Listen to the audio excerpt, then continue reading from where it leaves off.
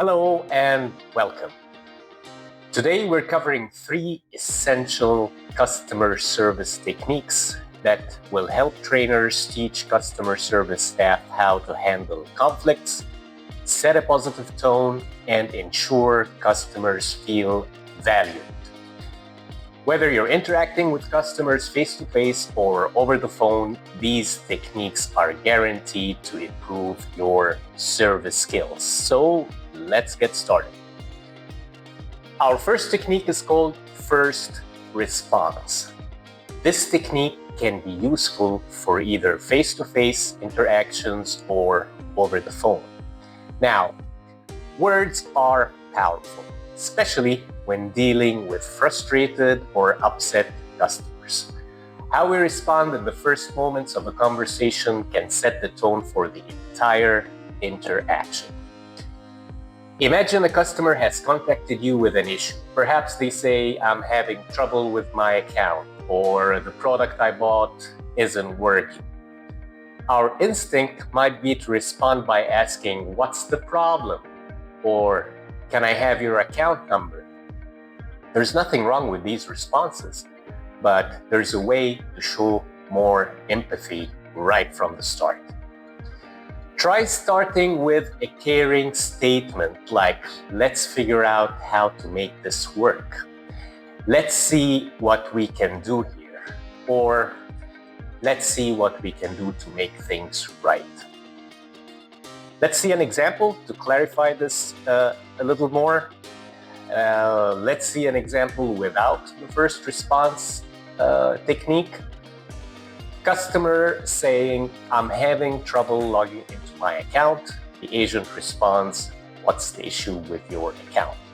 Now, let's see the same example again, this time with the first response technique. The customer says, "I'm having trouble logging into my account." The agent responds, "Oh no, let's see what we can do to make things right."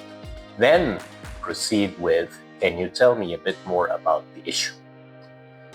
These statements let the customer know that you're there to help, creating a positive, caring tone. By acknowledging their concern and showing your willingness to help, right away you set a foundation for a productive conversation.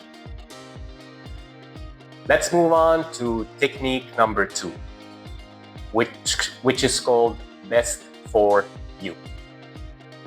Customers often get frustrated when they feel they're forced to follow company policies or procedures. Phrases like "you have to" or "it's our policy" can escalate situations quickly, especially when customers feel they're at the mercy of the company.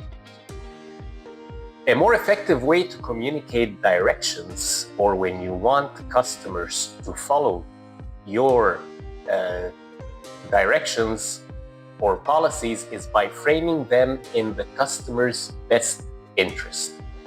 Instead of making it about company rules, make it about what will benefit them the most, the customer. Let's see an example with and without using the best for you technique. Customer says, "I need help resolving this billing issue." The agent responds, "You'll have to speak to the billing department." Again, normal response, nothing wrong with it. Now, let's use the best for you technique and see the same example again. Customer says, "I need help resolving this billing issue." The agent responds, "The billing department will be able to fix this faster than I can. I'd be happy to transfer you right now to get this resolved quickly." See the difference? By framing it as a benefit to the customer, they are more likely to follow the direction without feeling like they're just being passed along. This small change can make customers feel you're truly looking out for them. Finally, let's talk about technique number 3, acknowledge. Have you ever been in a discussion where it feels like no one's listening? One of the main reasons conversations escalate into arguments is when one person feels they are not being heard. When we don't acknowledge the other person's point of view, it can lead to a series of back and forth responses that go nowhere. Let me show you what I mean. Here's an example without using the acknowledge technique. The situation is the customer is upset about the delayed shipment, and the customer says, "I've been waiting for my delivery for 2 weeks." The agent retorts, "Yeah, but we already notified you of the delay." The customer says, "Yeah, but I was told it would be here by now." Then the agent responds, "Yeah, but there were supply issues out of our control." Now let's see the same example again using the acknowledge technique.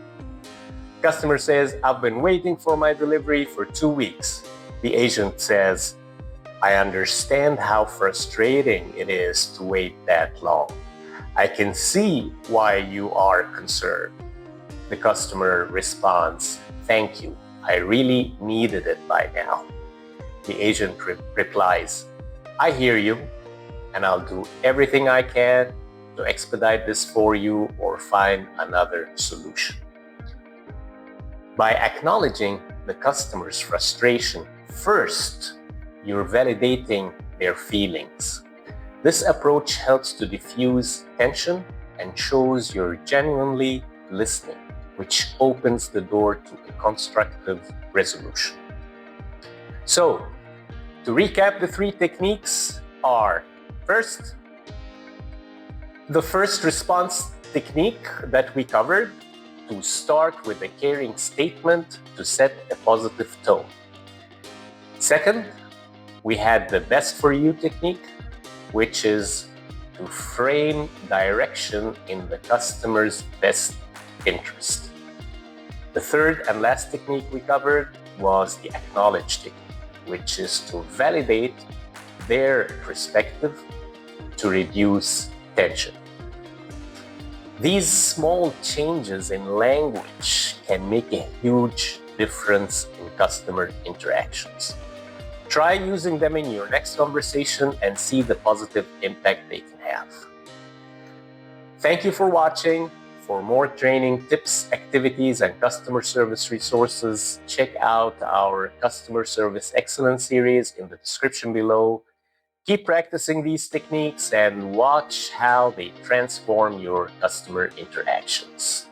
Thank you again, and see you next time.